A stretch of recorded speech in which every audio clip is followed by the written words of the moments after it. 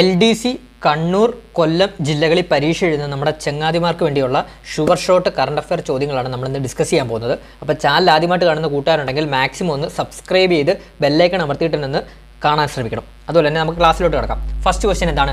ബഹിരാകാശ എക്സ്റേ കിരണങ്ങളുടെ ധ്രുവീകരണത്തെ പറ്റി പഠിക്കാൻ ഇന്ത്യ വിക്ഷേപിച്ച ആദ്യ ഉപഗ്രഹത്തിൻ്റെ പേരാണ് എക്സ്പോസാറ്റ് കേട്ടോ. എക്സ്പോസാറ്റ് വളരെ ഇമ്പോർട്ടൻ്റ് ആണ്. അപ്പോൾ എന്താണ്? ബഹിരാകാശ എക്സ്റേ കിരണങ്ങളുടെ ധ്രുവീകരണത്തെ പറ്റി പഠിക്കാൻ ഇന്ത്യ വിക്ഷേപിച്ച ആദ്യ ഉപഗ്രഹമാണ് എക്സ്പോസാറ്റ് കേട്ടോ. PSLV റോക്കറ്റിൻ്റെ 60ാമത്തെ ദൗത്യമാണ് എക്സ്പോസാറ്റ്. അപ്പോൾ PSLV റോക്കറ്റിൻ്റെ 60ാമത്തെ ദൗത്യമാണ് നമ്മുടെ ഈ എക്സ്പോസാറ്റ്. എക്സ്പോസാറ്റ് എന്ന് പറഞ്ഞാൽ എക്സ്റേ പൊളാരിമീറ്റർ സാറ്റലൈറ്റ് എന്നാണ് പറയുന്നത്, ഫുൾ ഫോം വരുന്നത്. പിന്നെ PSLV C-58 PSLV C-58 ആണ് വിക്ഷേപണ വാഹനം. വിക്ഷേപണ വാഹനം വളരെ ഇമ്പോർട്ടൻ്റ് ആണ്. PSLV C-58 ആണ് എക്സ്പോസാറ്റിൻ്റെ വിക്ഷേപണ വാഹനമായിട്ട് വരുന്നത്. പിന്നെ വിക്ഷേപിച്ചത് ഓർത്തിരിക്കാൻ എളുപ്പമാണ്, 2024 ജനുവരി 1-നാണ് നമ്മുടെ എക്സ്പോസാറ്റ് വിക്ഷേപിച്ചത് കേട്ടോ. പിന്നെ അതുപോലെ തന്നെ ഡോക്ടർ M ജയകുമാറാണ് മിഷൻ ഡയറക്ടർ. അപ്പോൾ എക്സ്പോസാറ്റിൻ്റെ എക്സ്റേ പൊളാരിമീറ്റർ സാറ്റലൈറ്റിൻ്റെ മിഷൻ ഡയറക്ടർ ആരാണ്? Doctor M ജയകുമാറാണ്. അപ്പം ഡോക്ടർ M ജയകുമാറാണ് എക്സ്പോസാറ്റിൻ്റെ മിഷൻ ഡയറക്ടറായിട്ട് വരുന്നത്. പിന്നെ പോളിക്സ്, എക്സ്പെക്ട് എന്നിവയാണ് പെലോഡുകൾ. അപ്പം എക്സ്പോസാറ്റിൻ്റെ പെലോഡുകൾ ഏതൊക്കെയാണ്? പോളിക്സും എക്സ്പെക്റ്റുമാണ് എന്നിവയാണ് ഇതിൻ്റെ പെലോഡുകളായിട്ട് വരുന്നത്. എക്സ്പോസാറ്റ് വളരെ ഇമ്പോർട്ടൻ്റ് ആണ്, പരീക്ഷയ്ക്ക് ചോദിക്കാൻ ചാൻസ് കൂടുതലാണ് കേട്ടോ. അപ്പോൾ അടുത്ത ചോദ്യത്തിലോട്ട് പോകും. 2023 എഴുത്തച്ഛൻ പുരസ്കാര ജേതാവ് 31ാമത് 2023 എഴുത്തച്ഛൻ പുരസ്കാര ജേതാവ് ആരാണ്?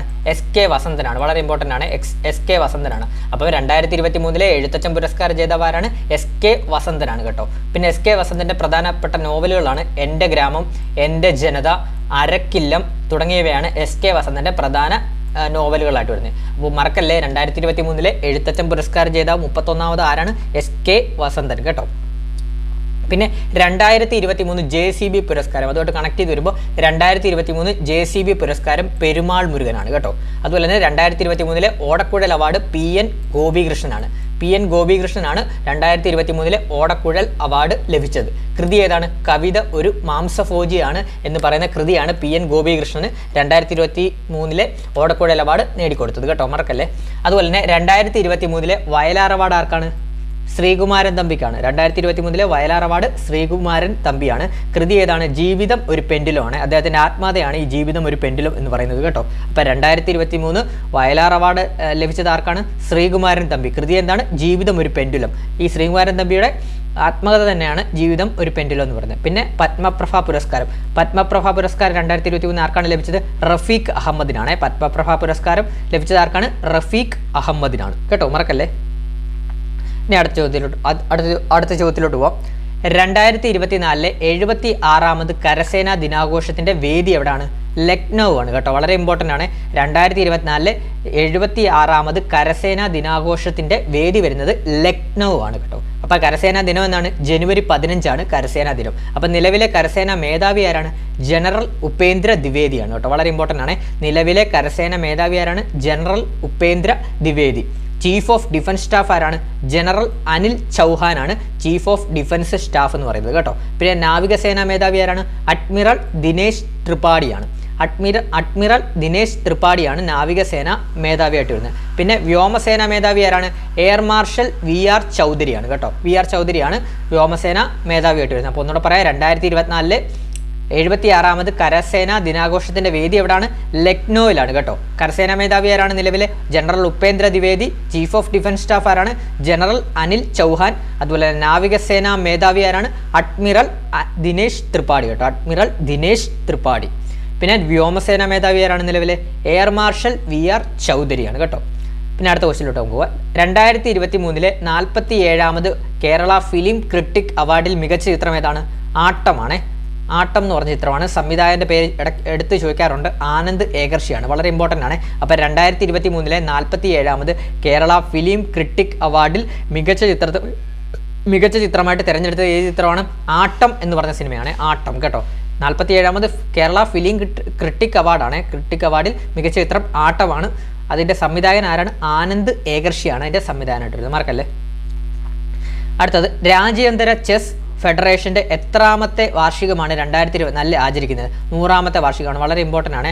അപ്പോൾ ഇനി പരീക്ഷയ്ക്ക് ഇങ്ങനെ ചോദിക്കാം, ഏത് ഫെഡറേഷൻ്റെ 100ാം വാർഷികമാണ് 2024 ആചരിച്ചതെന്നൊക്കെ ചോദിക്കാം. അപ്പോൾ ഒന്നുകൂടെ പറയാം, രാജ്യാന്തര ചെസ് ഫെഡറേഷൻ്റെ എത്രാമത്തെ വാർഷികമാണ് 2024 ആചരിച്ചതെന്ന് ചോദിച്ചാൽ പറയണം 100ാമത്തെ വാർഷികമാണ് കേട്ടോ, മറക്കല്ലേ.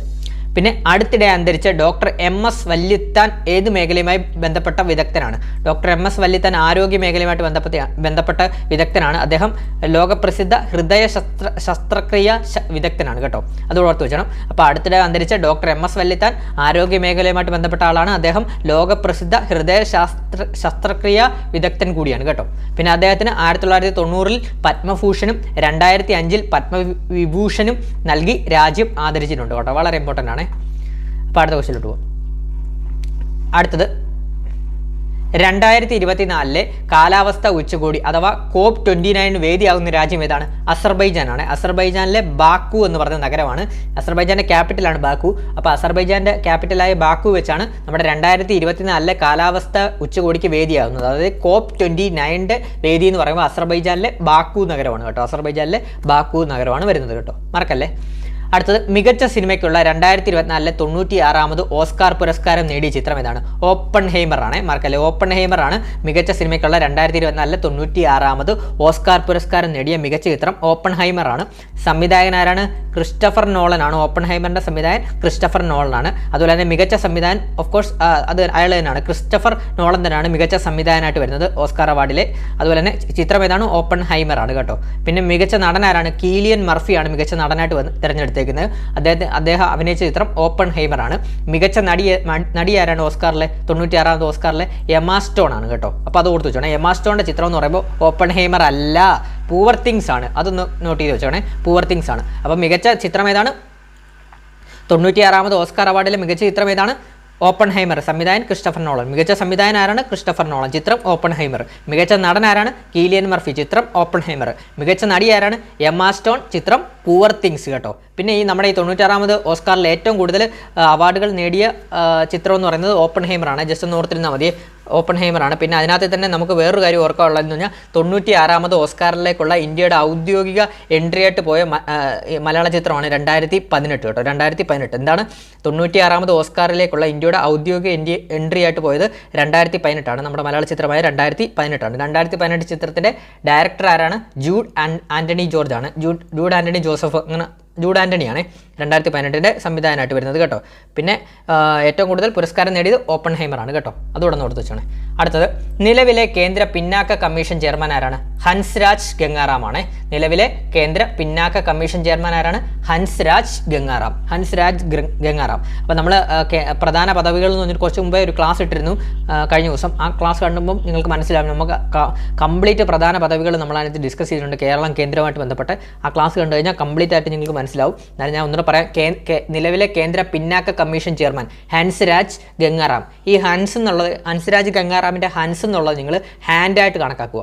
ഹൻസ് എന്നുള്ളതിനെ ഹാൻഡ് ആക്കുക. ഹാൻഡ് നമ്മൾ പുറകെ കെട്ടിയല്ലേ നിൽക്കുന്നത്, പിന്നോട്ട് കെട്ടിയല്ലേ നിൽക്കുന്നത്. നമ്മൾ ഈ അറ്റൻഷൻ സ്റ്റാൻഡേർഡീസ് ഒക്കെ പറയുമ്പോൾ പുറമോട്ട് കൈ കെട്ടി നിൽക്കട്ടല്ലേ. അപ്പോൾ അങ്ങനെ അങ്ങ് ഓർക്കുക. ഹാൻഡ്സ് എപ്പോഴും നമ്മൾ പുറകിലോട്ട് കൈ കെട്ടാനാണ് ഉപയോഗിക്കുന്നതെന്ന് നിങ്ങൾ അങ്ങ് ഓർത്ത് വെക്കുക. അപ്പോൾ ഹാൻഡ്സ് എന്താണ്? പിന്നാക്കല്ലേ. അപ്പം അതുകൊണ്ട് തന്നെ കേന്ദ്ര പിന്നാക്ക കമ്മീഷൻ ചെയർമാൻ ആരാണ്? ഹൻസ്രാജ് ഗംഗാറാമാണ്. ഹൻസ്രാജ് ഗംഗാറാമാണ്. പിന്നെ കേന്ദ്ര ന്യൂനപക്ഷ ചെയർമാൻ ആരാണ്? കമ്മീഷൻ ചെയർമാൻ ഇക്ബാൽ സിംഗ് ലാൽപുരയാണ്. ദേശീയ വനിതാ കമ്മീഷൻ അധ്യക്ഷ രേഖാ ശർമ്മയാണ്. കേന്ദ്ര മുഖ്യ വിവരാവകാശ കമ്മീഷണർ ആരാണ്? ഹിരാലാൽ സമരിയയാണ്. ദേശീയ മനുഷ്യാവകാശ കമ്മീഷണർ ആരാണ് നിലവിലെ? വിജയഭാരതി സയാനിയാണ്. ആക്ടിംഗ് ആണ്. ദേശീയ മനുഷ്യാവകാശ കമ്മീഷൻ നിലവിലെ ആരാണ്? വിജയഭാരതി സയാനി. ആക്ടിംഗ് ആണ്.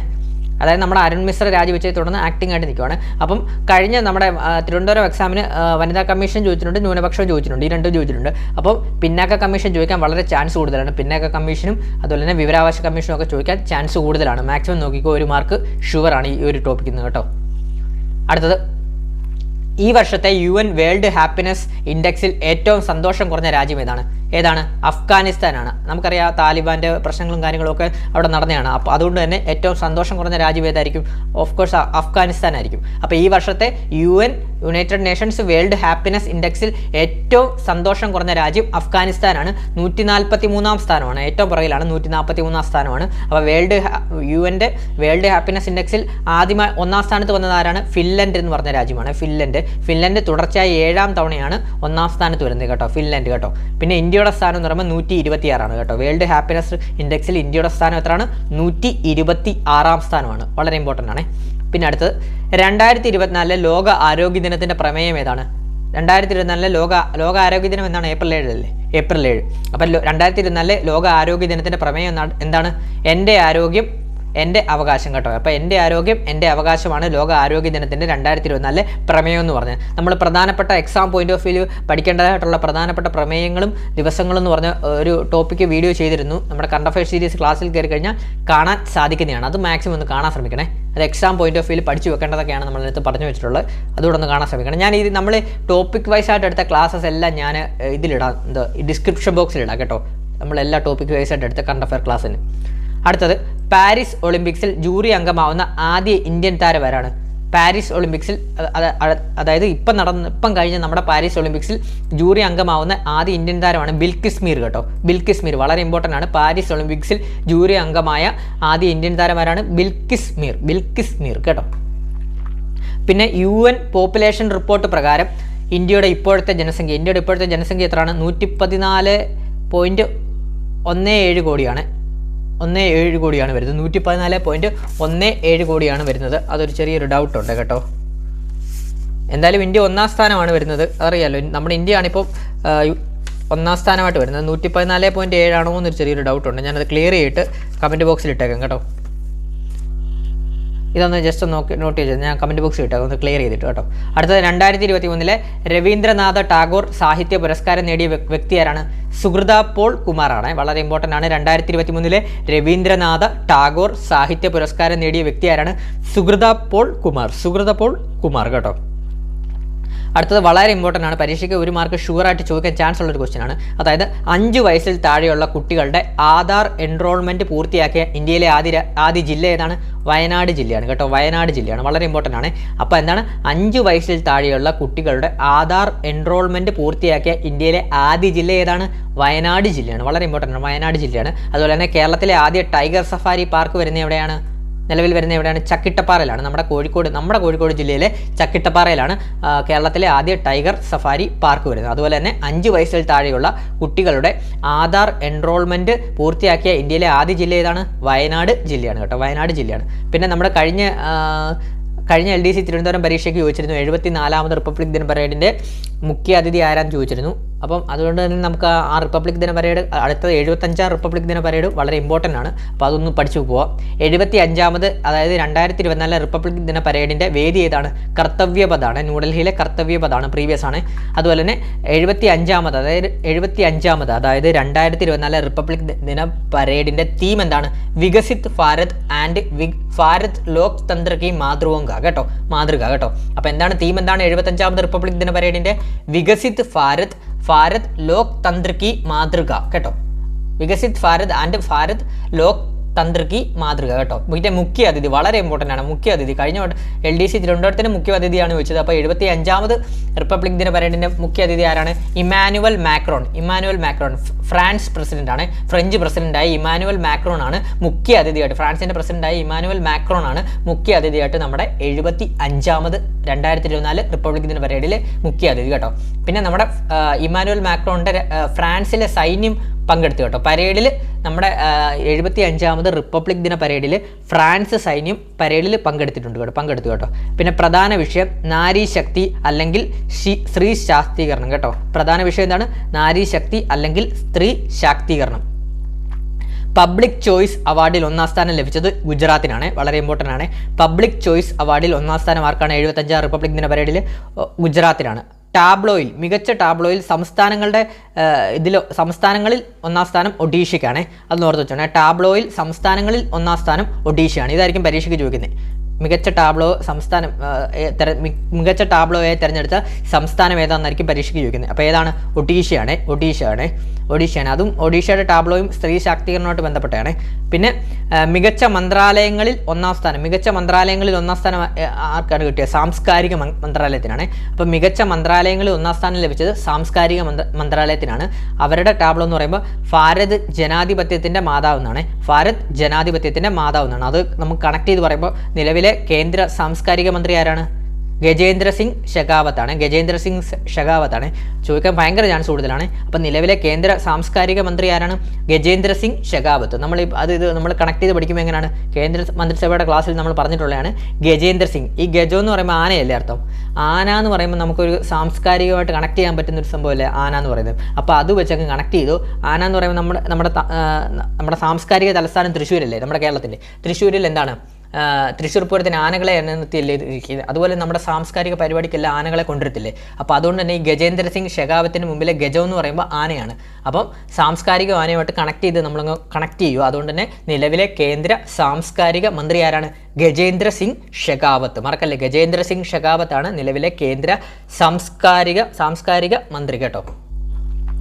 അടുത്തത് വളരെ ഇമ്പോർട്ടൻ്റ് ആണ്. India that is Bharat and introduction to the constitutional debates ആരുടെ പുസ്തകമാണ്? പി രാജീവിൻ്റെ പുസ്തകമാണ്. മിനിസ്റ്ററായ പി രാജീവിൻ്റെ പുസ്തകമാണ്. വളരെ ഇമ്പോർട്ടൻ്റ് ആണ്. എന്താണ്? India that is Bharat and introduction to the constitutional debates ആരുടെ പുസ്തകമാണ്? പി രാജീവിൻ്റെ പുസ്തകമാണ്. മറക്കല്ലേ.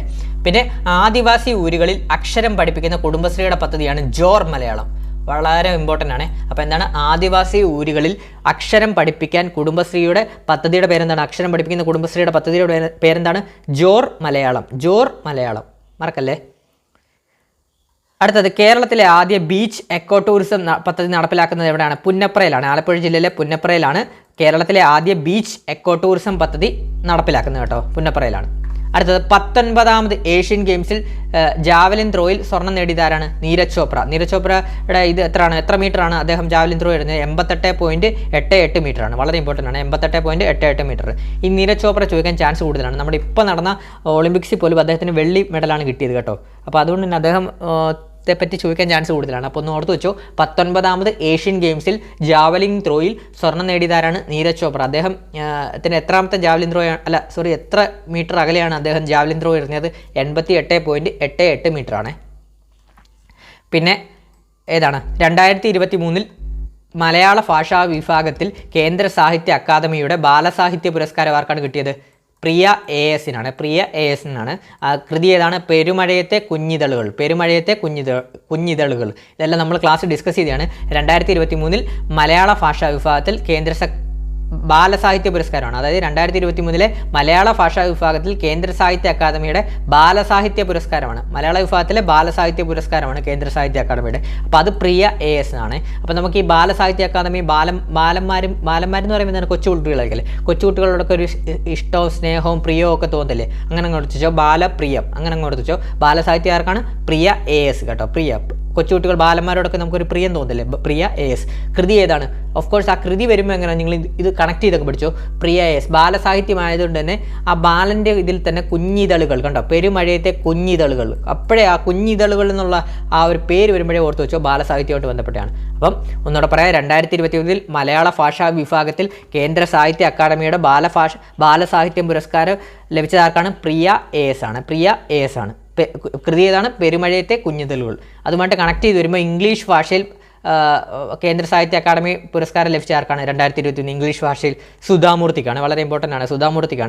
സുധാമൂർത്തിയുടെ കൃതി എന്ന് പറയുമ്പോൾ grand parents bag of stories ആണ്. അപ്പോൾ ഇംഗ്ലീഷ് ഭാഷയിൽ ലഭിച്ചത് സുധാമൂർത്തിക്കാണ്. കൃതി ഏതാണ്? Grand parents bag of stories ആണ്. പിന്നെ വളരെ ഇമ്പോർട്ടൻ്റ് ആണ്, നമുക്ക് ചോദിക്കാൻ ചാൻസ് കൂടുതലാണ്. മലയാള ഭാഷയിൽ കേന്ദ്ര സാഹിത്യ അക്കാദമിയുടെ പുരസ്കാരം ലഭിച്ചത് 2023 മലയാള ഭാഷാ വിഭാഗത്തിൽ ഇ വി രാമകൃഷ്ണനാണ് മലയാള ഭാഷയിൽ ലഭിച്ചത്. കൃതി എന്താണ്? മലയാള നോവലിൻ്റെ ദേശകാലങ്ങൾ. മലയാള ഭാഷയിലായതുകൊണ്ട് തന്നെ മലയാള നോവലിൻ്റെ ദേശകാലങ്ങളാണ് കേട്ടോ. E V Ramakrishnan. അടുത്തത് 2024 ജാതി സെൻസസ് നടത്തുന്ന ആദ്യ ദക്ഷിണേന്ത്യൻ സംസ്ഥാനം ഏതാണ്? ആന്ധ്രാപ്രദേശാണ്. വളരെ ഇമ്പോർട്ടൻ്റ് ആണ്. ജാതി സെൻസസ് നടത്തിയ ഇന്ത്യയിലെ ആദ്യ സംസ്ഥാനം ഏതാണ്? ബീഹാറാണ് കേട്ടോ. അതുപോലെ തന്നെ 2024 ജാതി സെൻസസ് നടത്തുന്ന ആദ്യ ദക്ഷിണേന്ത്യൻ കേട്ടോ, ആദ്യ ദക്ഷിണേന്ത്യൻ സംസ്ഥാനം ഏതാണ് ജാതി സെൻസസ് നടത്തിയ?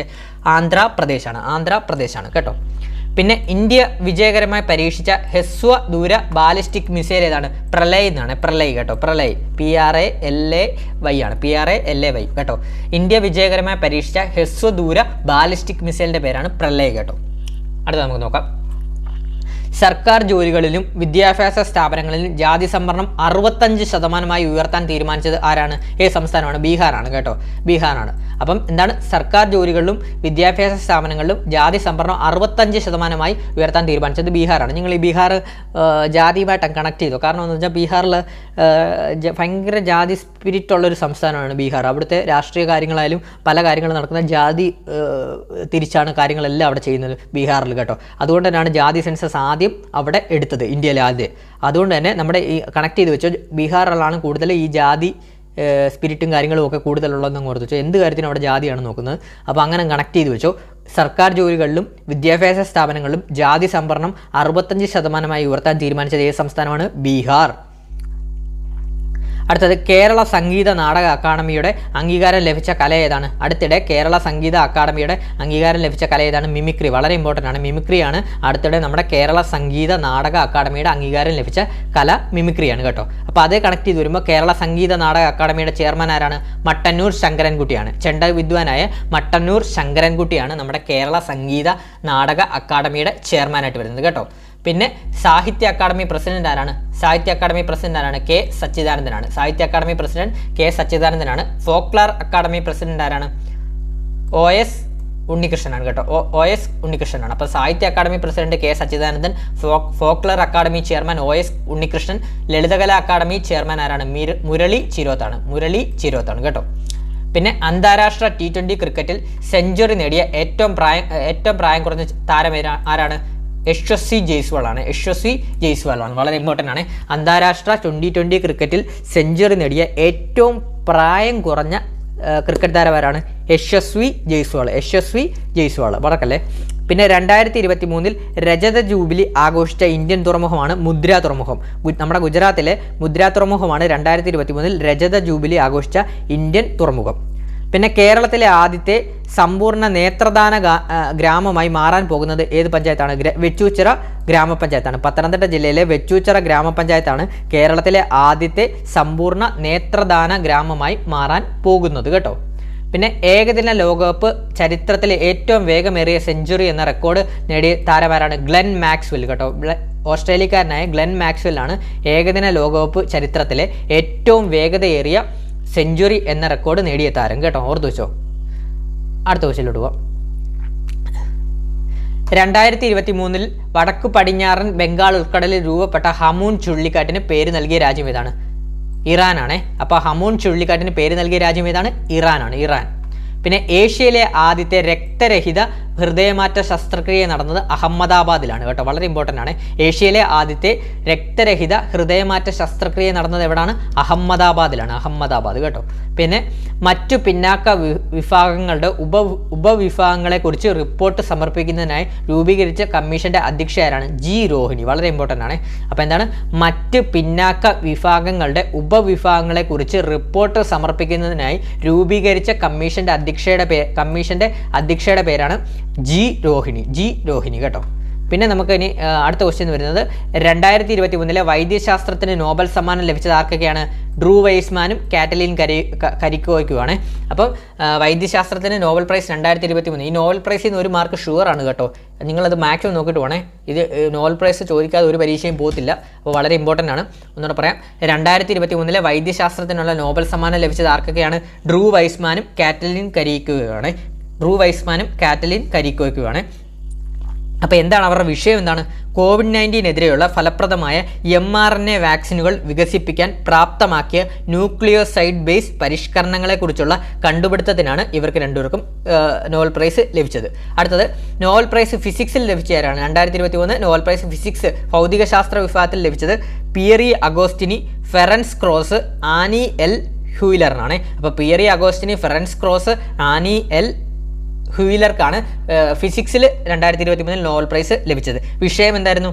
പ്രകാശത്തിൻ്റെ സൂക്ഷ്മ സ്പന്ദനങ്ങൾ സൃഷ്ടിക്കാൻ സഹായിക്കുന്ന പരീക്ഷണങ്ങൾ രൂപപ്പെടുത്തിയതിനാണ് ഇവർക്ക് സമ്മാനം. അതായത് അവർ രൂപപ്പെടുത്തിയ പരീക്ഷണങ്ങൾ വഴി ആറ്റോ സെക്കൻഡ് തരത്തിലുള്ള പ്രകാശ സ്പന്ദനങ്ങൾ സൃഷ്ടിക്കാൻ സാധിച്ചു. ആറ്റോ സെക്കൻഡ് തരത്തിലുള്ള പ്രകാശ സ്പന്ദനങ്ങൾ സൃഷ്ടിക്കാൻ സാധിച്ചതിനാണ് ഇവർക്ക് നോബൽ പ്രൈസ് ലഭിച്ചത്. അടുത്തത് രസതന്ത്രം, കെമിസ്ട്രി വിഭാഗത്തിൽ ആർക്കൊക്കെയാണ് ലഭിച്ചത്? Moungi Bawendi, Louis Brus, Alexei I Ekimov കേട്ടോ. Moungi Bawendi, Louis Brus, Alexei I എക്കിമോവിനാണ് രസതന്ത്ര വിഭാഗത്തിൽ നിന്ന് നോബൽ പ്രൈസ് ലഭിച്ചത്. എന്താണ് അവരുടെ വിഷയം? എന്താണ് ടോപ്പിക്? എന്തായിരുന്നു അവരുടെ? ക്വാണ്ടം ഡോട്ടുകൾ കണ്ടെത്തി വികസിപ്പിച്ചതിനാണ് അവർക്ക് പുരസ്കാരം ലഭിച്ചത് കേട്ടോ. ക്വാണ്ടം ഡോട്ടുകൾ കണ്ടെത്തി വികസിപ്പിച്ചതിനാണ് രസതന്ത്രത്തിൽ അവർക്ക് പുരസ്കാരം ലഭിച്ചത്. അടുത്തത് സാഹിത്യം. 2023 നോബൽ പ്രൈസ് സാഹിത്യ വിഭാഗത്തിൽ ലഭിച്ചത് ജോൺ ഫൊസെയാണ്. ജോൺ ഫൊസെ എവിടുത്തുകാരനാണ്? നോർവേ ആണ്. ഒരു നോർവീജിയൻ സാഹിത്യകാരനാണ് ഈ ജോൺ ഫൊസെ വരുന്നത്. നോർവേക്കാരനാണ്.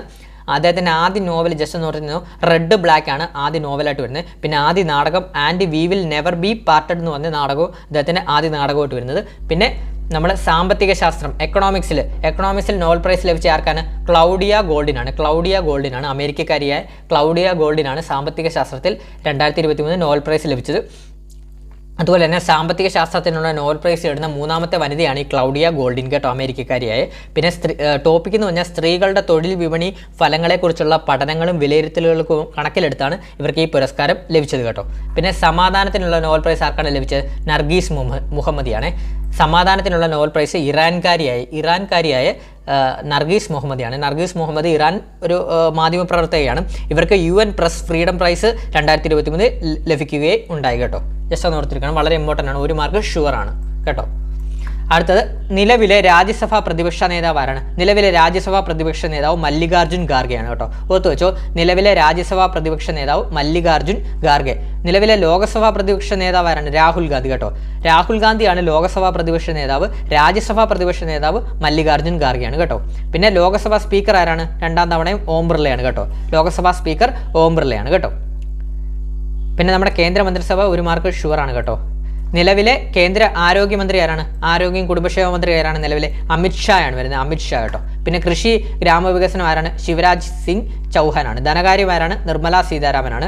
ഊർജ്ജമാരാണ്? മനോഹർ ലാൽ ഖട്ടറാണ് വരുന്നത്. വിദ്യാഭ്യാസം ധർമ്മേന്ദ്ര പ്രധാനാണ്. നമ്മൾ കുറച്ച് ഇമ്പോർട്ടൻ്റ് ആയിട്ടുള്ളത് മാത്രമേ ചെയ്തിട്ടുള്ളൂ. നമ്മുടെ കേന്ദ്ര മന്ത്രിസഭ എന്ന് പറഞ്ഞൊരു ക്ലാസ് ഉണ്ട്, അതിനകത്ത് നമ്മൾ വളരെ സിമ്പിളായിട്ട് തന്നെ നിങ്ങൾക്ക് എങ്ങനെ കേന്ദ്ര മന്ത്രിസഭ പഠിച്ചെടുക്കുക എന്നുള്ള കോഡൊക്കെ വെച്ച് നമ്മൾ പറഞ്ഞു തന്നിട്ടുണ്ട്. മാക്സിമം ഒന്ന് കാണാൻ ശ്രമിക്കണം.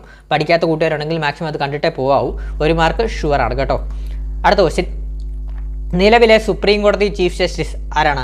50ാമത്തെ നിലവിലെ സുപ്രീം കോടതി ചീഫ് ജസ്റ്റിസ് ആണ് ധനഞ്ജയ യശ്വന്ത് ചന്ദ്രചൂഡ്, അതായത് DY ചന്ദ്രചൂഡ്. ധനഞ്ജയ എന്നാണ്, നിങ്ങൾ സ്പെല്ലിംഗ് തെറ്റിയാണ്. ധനഞ്ജയ യശ്വന്ത് ചന്ദ്രചൂഡ് കേട്ടോ. അതായത് DY ചന്ദ്രചൂഡാണ് 50ാമത്തെ നിലവിലെ സുപ്രീം കോടതി ചീഫ് ജസ്റ്റിസ് ആയിട്ട് വരുന്നത്. പിന്നെ റിസർവ് ബാങ്ക് ഗവർണർ ആരാണ്? 25ാമത് ശക്തികാന്ത ദാസ് ആണ്. പിന്നെ സെബി ചെയർപേഴ്സൺ ആരാണ്? മാധബി പൂരി ബുച്ചാണ് കേട്ടോ. പിന്നെ നിലവിലെ കേരള ഹൈക്കോടതി ചീഫ് ജസ്റ്റിസ് ആരാണ്? മുഹമ്മദ് മുഷ്താഖ് ആണ് കേട്ടോ. ആക്ടിംഗ് ആണ്, അതുകൂടെ നോട്ട് വെക്കണേ. ആശിഷ് ജിതേന്ദ്ര ദേശായി രാജിവെച്ചതിനെ തുടർന്ന് ആക്ടിംഗ് കേരള ഹൈക്കോടതി ചീഫ് ജസ്റ്റിസ് ആണ് നിലവിലെ മുഹമ്മദ് മുഷ്താഖ് കേട്ടോ, മുഹമ്മദ് മുഷ്താഖ്. പിന്നെ കേരള മനുഷ്യാവകാശ കമ്മീഷൻ ചെയർമാൻ ആരാണ്? ജസ്റ്റിസ് അലക്സാണ്ടർ തോമസ് ആണ്. കേരള മനുഷ്യാവകാശ കമ്മീഷൻ ചെയർമാൻ ആരാണ്? ജസ്റ്റിസ് അലക്സാണ്ടർ തോമസ് ആണ്. കേരള വിവരാവകാശ കമ്മീഷൻ ആരാണ്? V ഹരിനായരാണ്. പിന്നെ ചീഫ് സെക്രട്ടറി ആരാണ്? കേരളത്തിലെ V വേണുവാണ്. SC/ST കമ്മീഷൻ ചെയർമാൻ ആരാണ്? BS മാവോജിയാണ്. പിന്നാക്ക വിഭാഗ കമ്മീഷൻ ചെയർമാൻ ആരാണ്? G ശശിധരനാണ്. ഇത്ര നോക്കിയിട്ട് പോണേ, മാർക്ക് ഉറപ്പാണ്. അടുത്തത്, നിലവിലെ കേരള പട്ടികജാതി പട്ടികവർഗ വികസന വകുപ്പ് മന്ത്രി ആരാണ്? നിലവിലെ പട്ടികജാതി പട്ടികവർഗ വികസന വകുപ്പ് മന്ത്രി ആരാണ്? OR കേളുവാണ് കേട്ടോ. നിലവിലെ പട്ടികജാതി പട്ടികവർഗ വികസന വകുപ്പ് മന്ത്രി OR കേളുവാണ്. അതുപോലെ തന്നെ രജിസ്ട്രേഷൻ പുരാവസ്തു മ്യൂസിയം മന്ത്രി ആരാണ്? കടന്നപ്പള്ളി രാമചന്ദ്രനാണ്. ഗതാഗതം ആരാണ്? KB ഗണേഷ് കുമാറാണ്. അതുപോലെ തന്നെ ജസ്റ്റ് ഒന്ന് ഓർത്തിരുന്നു, കേരളത്തിലെ പുതിയ ദേവസ്വം വകുപ്പ് മന്ത്രിയാണ് VN വാസവൻ കേട്ടോ. പുതിയ ദേവസ്വം വകുപ്പ് മന്ത്രി VN വാസവൻ. അതുപോലെ തന്നെ കേരളത്തിലെ ഇപ്പോഴത്തെ പാർലമെന്ററി കാര്യ മന്ത്രി ആരാണ്? MP രാജേഷാണ് കേട്ടോ. പിന്നെ ഇന്ത്യയിലെ ആദ്യത്തെ ഭരണഘടനാ പാർക്ക് നിലവിൽ വന്ന നഗരം ഏതാണ്? പൂനെയാണ് കേട്ടോ. ഇന്ത്യയിലെ ആദ്യത്തെ ഭരണഘടനാ പാർക്ക് നിലവിൽ വന്ന നഗരം പൂനെയാണ്. കാൻ ഫിലിം ഫെസ്റ്റിവലിൽ പിയർ ആഞ്ചിനോ ബഹുമതി ലഭിക്കുന്ന ആദ്യ ഏഷ്യൻ ഡയറക്ടറാണ് സന്തോഷ് ശിവൻ. വളരെ ഇമ്പോർട്ടൻ്റ് ആണ്. കാൻ ഫിലിം ഫെസ്റ്റിവലിൽ പിയർ ആഞ്ചിനോ ബഹുമതി ലഭിക്കുന്ന ആദ്യ ഏഷ്യൻ ഡയറക്ടറാണ് സന്തോഷ് ശിവൻ കേട്ടോ. പിന്നെ ഇന്ത്യൻ പ്രീമിയർ ലീഗ് 17ാം സീസണിലെ വിജയി ആരാണ്? കൊൽക്കത്ത നൈറ്റ് റൈഡേഴ്സ് ആണ്. ഇന്ത്യൻ പ്രീമിയർ ലീഗ് 17ാം സീസണിന്റെ വിജയി ആരാണ്? കൊൽക്കത്ത നൈറ്റ് റൈഡേഴ്സ് ആണ്. എമേർജിംഗ് പ്ലെയർ ആണ് നിതീഷ് കുമാർ റെഡ്ഡി കേട്ടോ. പിന്നെ 2023-24 സാമ്പത്തിക വർഷത്തിലെ ഇന്ത്യയുടെ GDP വളർച്ച എത്രയാണ്? 8.2% കേട്ടോ. അപ്പോൾ 2023-24 കാലഘട്ടത്തിലെ സാമ്പത്തിക വർഷത്തിലെ ഇന്ത്യയുടെ GDP വളർച്ച നിരക്കാണ് 8.2% കേട്ടോ. പിന്നെ മൂന്നാം മോദി മന്ത്രിസഭയിലെ മന്ത്രിമാരുടെ എണ്ണം എത്രയാണ്? 72 ആണ്. 72 പേരാണ് മൂന്നാം മോദി മന്ത്രിസഭയിലെ മന്ത്രിമാരുടെ എണ്ണമായിട്ട് വരുന്നത് കേട്ടോ. അതൊന്ന് നോട്ട് ചെയ്ത് വെച്ചോക്കണേ. പിന്നെ ക്യാബിനറ്റ് മന്ത്രിമാർ എത്ര പേരുണ്ട്? 32 പേരാണ് ക്യാബിനറ്റ് മന്ത്രിമാർ വരുന്നത്. പിന്നെ നമ്മുടെ സ്വതന്ത്ര ചുമതലയുള്ള മന്ത്രിമാർ, അതിനകത്ത് തന്നെ നിങ്ങൾ നോട്ട് ചെയ്ത് വെച്ചോ. എന്താണ്? സുരേഷ് ഗോപി, നമ്മുടെ തൃശ്ശൂരിൽ നിന്ന് ജയിച്ച നമ്മുടെ കേരളത്തിലെ കേന്ദ്ര സഹമന്ത്രിയായ സുരേഷ് ഗോപിയുടെ വകുപ്പുകൾ ഏതൊക്കെയാണ്? പെട്രോളിയം, ടൂറിസം, പ്രകൃതിവാതവും കേട്ടോ. Petroleum, tourism, പ്രകൃതിവാതവുമാണ്. പ്രകൃതിവാതവും വകുപ്പുകളുടെ സഹമന്ത്രിയാണ് സുരേഷ് ഗോപി കേട്ടോ. പിന്നെ നമ്മുടെ ഒരാളോടുണ്ട്, ജോർജ് കുര്യനുണ്ട്. ജോർജ് കുര്യൻ്റെ വകുപ്പുകൾ ഏതൊക്കെയാണ്? ന്യൂനപക്ഷകാര്യം, ഫിഷറീസ്, മൃഗസംരക്ഷണം തുടങ്ങിയ വകുപ്പുകളുടെ സഹമന്ത്രിയാണ് ജോർജ് കുര്യൻ കേട്ടോ. ഒന്ന് ഓർത്ത് വെച്ചാണ് ജോർജ് കുര്യൻ.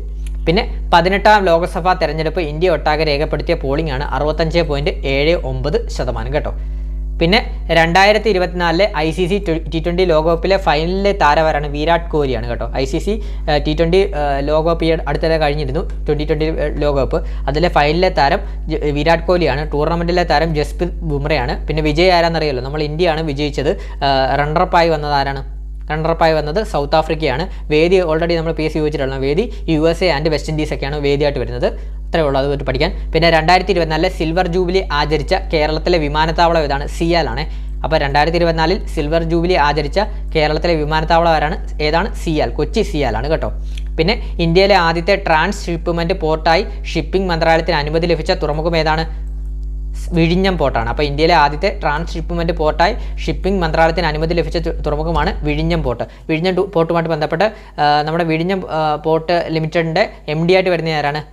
ദിവ്യ എസ് അയ്യർ IAS ആണ്. അപ്പോൾ ദിവ്യ എസ് അയ്യർ ആണ് വിഴിഞ്ഞം പോർട്ടിൻ്റെ MD ആയിട്ട് വരുന്നത് കേട്ടോ. പിന്നെ അതുപോലെ തന്നെ നമ്മുടെ തുറമുഖ മന്ത്രി ആരാണ്? കേരളത്തിലെ തുറമുഖ മന്ത്രി ആരാണ്? VN വാസവനാണ്. കേന്ദ്ര തുറമുഖ മന്ത്രി ആരാണ്? സർബാനന്ദ സോനോവാളാണ് കേന്ദ്ര തുറമുഖ വകുപ്പ് മന്ത്രിയായിട്ട് വരുന്നത്. പിന്നെ ഇന്ത്യൻ നാവികസേനയിൽ ആദ്യ വനിതാ ഹെലികോപ്റ്റർ പൈലറ്റ് എന്ന നേട്ടം കൈവരിച്ച മലയാളി ആരാണ്? അനാമിക B രാജീവാണ്. അപ്പോൾ എന്താണ്? ഇന്ത്യൻ നാവികസേനയിൽ ആദ്യ വനിതാ ഹെലികോപ്റ്റർ പൈലറ്റ് എന്ന നേട്ടം കൈവരിച്ച മലയാളി ആരാണ്? അനാമിക B രാജീവാണ്. അപ്പോൾ ഇത്രയേ ഉള്ളൂ നമ്മുടെ ഒരു ക്ലാസ്. അതായത്